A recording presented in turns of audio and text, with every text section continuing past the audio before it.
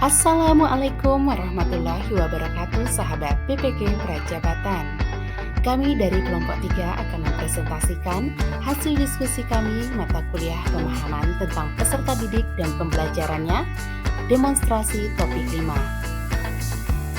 Anggota kelompok terdiri dari Bayi Intan Gina Maulani, Nita Sasmita, Septi Indrayana, dan Suaidia. Saat ini adalah permulaan tahun ajaran baru. Diana adalah siswa kelas 4 SD yang berusia 10 tahun.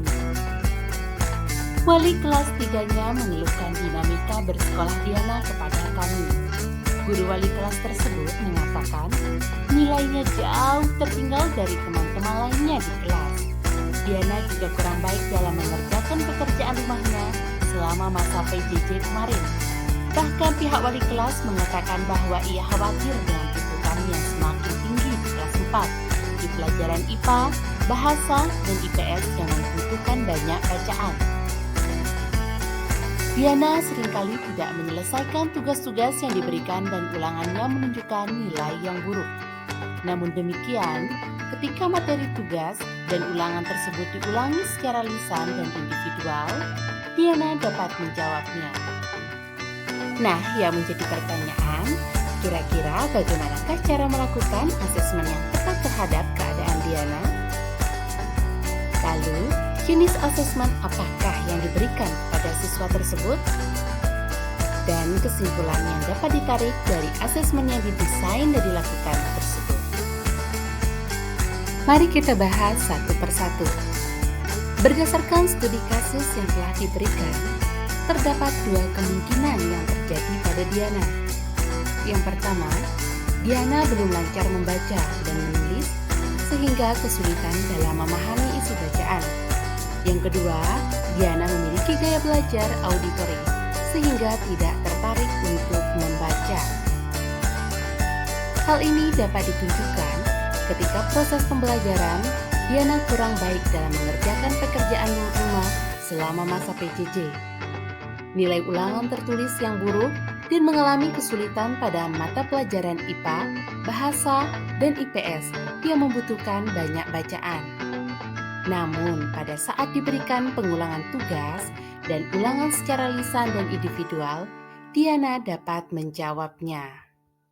Sebelum menentukan cara melakukan asesmen terhadap keadaan Diana, ada beberapa tindakan yang akan kami lakukan terhadap keadaan Diana tersebut.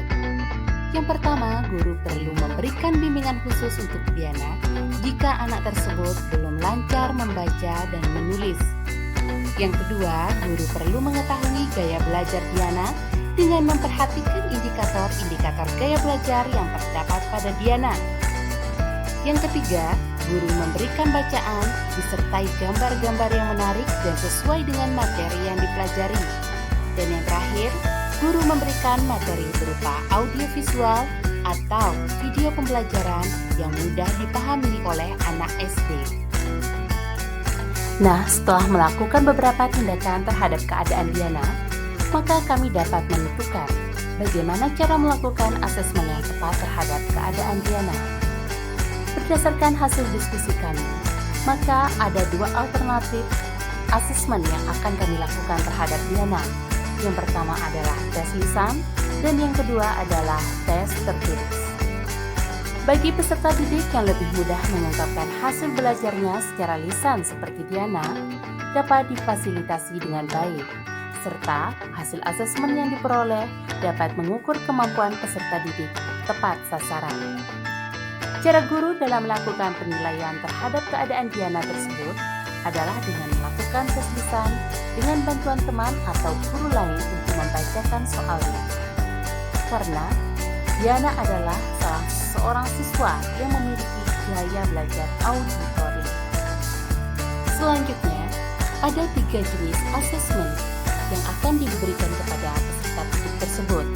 Antara lain, yang pertama, asesmen diagnostik.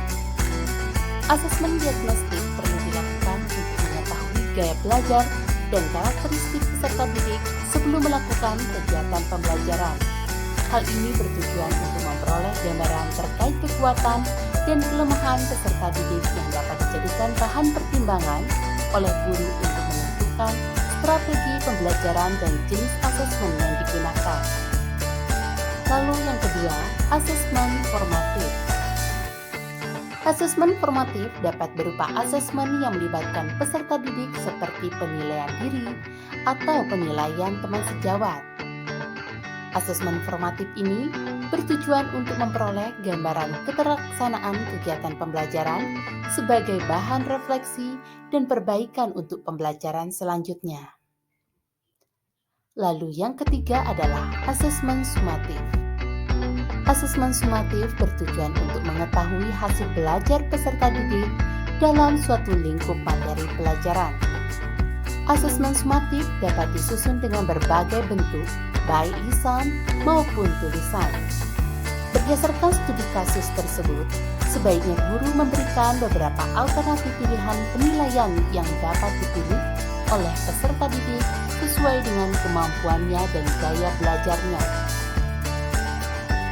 Misalnya, peserta didik yang lebih leluasa mengemukakan pendapat secara lisan dapat diberikan asesmen berbentuk lisan, sedangkan peserta didik yang memiliki gaya belajar reading and writing dapat diberikan penilaian secara tertulis.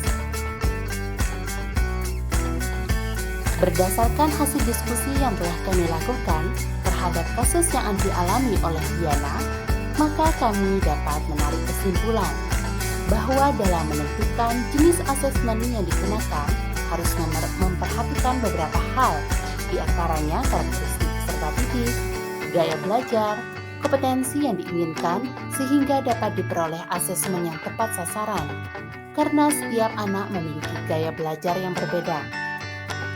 Jika anak kurang tertarik dengan pelajaran yang memiliki banyak bacaan, maka guru harus membuat treatment sebagai alternatif untuk dapat membantu siswa tersebut dalam memahami pelajaran. Dengan begitu, siswa akan menjadi lebih mudah memahami materi yang diajarkan dan secara tidak langsung akan berdampak pada hasil belajar siswa tersebut. Demikianlah presentasi hasil diskusi yang telah kami lakukan. Atas perhatiannya kami mengucapkan banyak terima kasih. Assalamualaikum warahmatullahi wabarakatuh.